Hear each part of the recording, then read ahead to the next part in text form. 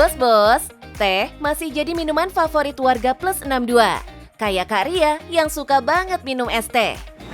Ria, kamu ngapain minum ini? Kenapa? Ini kan enak, es teh manis. Aduh, sini aku kasih tahu teh yang enak.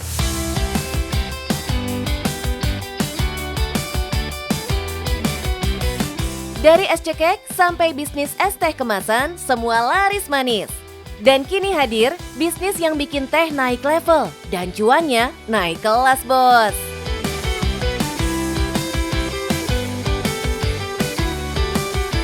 Halo bos, nama saya Bartolomeus Adika, salah satu owner dari toko teh Sumber Harum. Kami menyajikan berbagai macam teh Nusantara dan juga berbagai macam kudapan. Kalian bisa merasakan experience mencampur teh kalian sendiri di kedai kami.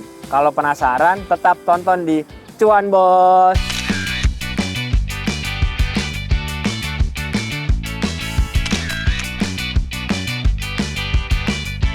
Bos, di saat masifnya bisnis kopi bermunculan, ada celah yang sering kelupaan.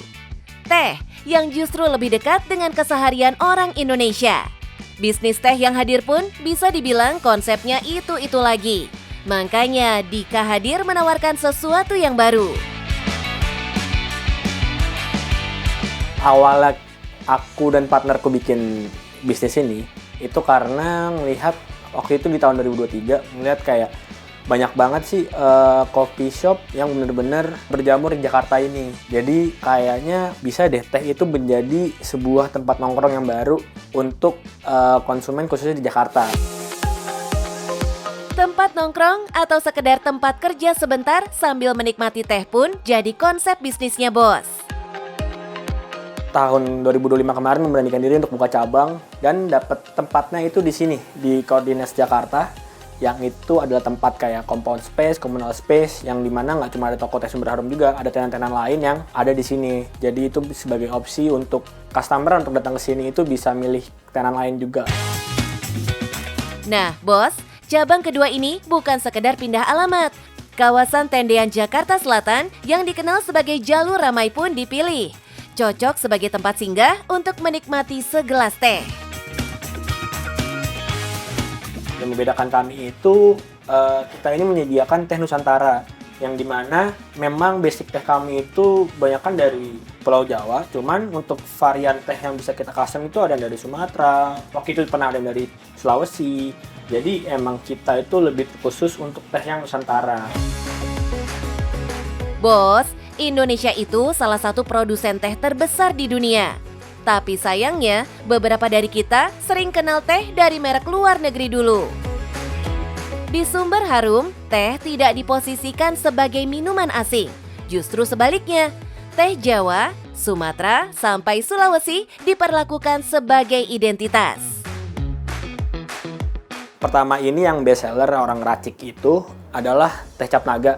Dia itu karakteristiknya lebih ke teh hitam dan juga aroma yang khasnya dia tuh vanili. Jadi aroma vanilnya lebih berasa dan juga rasanya itu lebih light dan nggak begitu strong. Sedangkan kalau yang satu lagi ini namanya Pecut, itu dia variasi dari teh hijau dan dia itu wanginya lebih medok melati banget dan rasanya lebih sepet. Buat sebagian orang, minum teh itu soal aroma dulu, baru rasa. Makanya di sini pilihannya bukan sekedar teh hitam atau teh hijau. Tapi ada yang ringan dan wangi, ada juga yang tegas dan meninggalkan jejak di lidah.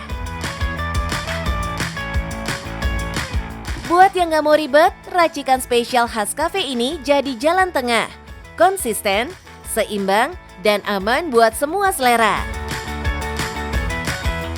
Kita tuh juga udah ada racikan kita sendiri, yang dimana itu rasanya lebih balance, gak terlalu sepet, gak terlalu light, yang itu ada di varian menu teh tubruk, teh kampul, teh buah, itu kita punya racikannya sendiri. Nah, bos, di sini customer juga bisa menikmati teh bersama makanan yang tepat. Pengalamannya naik satu tingkat nih, bos. Untuk teh itu memang lebih pasnya kalau misalnya pakai yang teksturnya lebih ke nasi ya. Jadi kayak ketan itu dibikin unik. Jadi yang jarang ada di toko-toko ketan lainnya. Sedangkan kalau dipanggang pun juga kita variasinya di isinya di dalam topping rotinya. Jadi secara rasa juga unik dan juga jarang ditemukan di tempat lain. Teh dan ketan itu bukan hal baru ya, Bos. Di banyak daerah, keduanya justru satu paket. Nah, yang beda di sini tekstur dan toppingnya, Bos. Yang asin ada ketan serundeng, yang manis ada ketan susu, bubuk kedelai, srikaya, sampai cream cheese. Rahasia mempertahankan rasa dan juga karakteristiknya itu lebih ke perketat SOP sih, Kak. Jadi benar-benar setiap bikin, setiap closing itu harus benar-benar diikutin SOP yang udah aku dan partnerku buat. Jadi dengan begitu secara rasa, secara kualitas itu tidak akan berubah. Makanya SOP di sini bukan formalitas, tapi fondasi supaya karakter rasa tetap sama hari ini dan besok. Nah, Bos, kalau soal harga gimana tuh? Di sini itu kita start dari 12.000. Kebanyakan emang harganya dari belasan sampai 20-an aja. Jadi dengan 20-an ribu udah bisa nongkrong di Jaksel. Tuh Bos, belasan ribu sampai 20 ribuan. Cukup ramah buat nongkrong harian, tapi masih punya ruang buat jaga kualitas bahan dan rasa. Teh di sini tidak diposisikan sebagai barang special occasion, tapi minuman yang bisa diulang. Datang hari ini, balik lagi besok. Dan dari harga yang sudah ditentukan, berapa sih omset harian yang bisa dihasilkan, Bos? Sehari itu rata-rata mungkin 100 produk yang terjual sehari dalam satu hari. Jadi untuk strategi marketingnya, kita itu dari awal buka emang banyak kena dampak dari KOL. Jadi banyak yang KOL yang datang review terus tiba-tiba meledak kontennya. Terus kalau target pasarnya memang kita itu ngincernya anak muda dan juga khususnya orang yang bekerja di sekitaran sini. Marketing di sini bukan soal ramai sehari, tapi konsisten tiap minggu. Dan ternyata yang datang bukan cuma orang sekitar.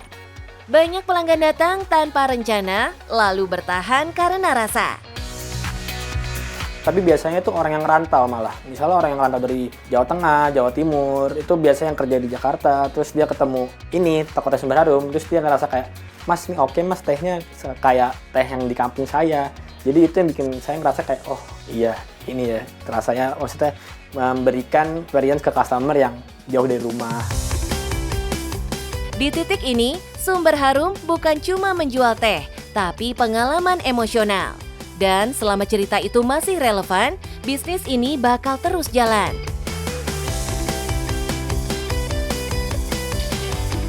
Kalau rencana untuk kedepannya itu mungkin bakal ada menu-menu baru. Ada banyak varian teh yang belum kita eksplor juga yang Nusantara ini. Jadi mungkin bakal ada banyak merek baru yang bakal kita display di sini, lebih Nusantara lagi lah. Jadi nggak cuma Jawa aja. Tuh Bos, Dika pengen bisa terus mengenalkan teh tidak berhenti di Jawa, tapi dari seluruh Indonesia. Dan yang penting, cuan Bos. Nah Bos, saya punya tips untuk kawan-kawan semua yang mau buka bisnis. Yang pertama, start small aja. Apapun yang kalian ada di rumah, itu bisa dimulai untuk membuat bisnis baru kalian. Yang kedua, cari keunikan di sekitar Anda. Apapun itu bisa dijadikan lahan bisnis. Yang ketiga, yang paling penting, cuan Bos.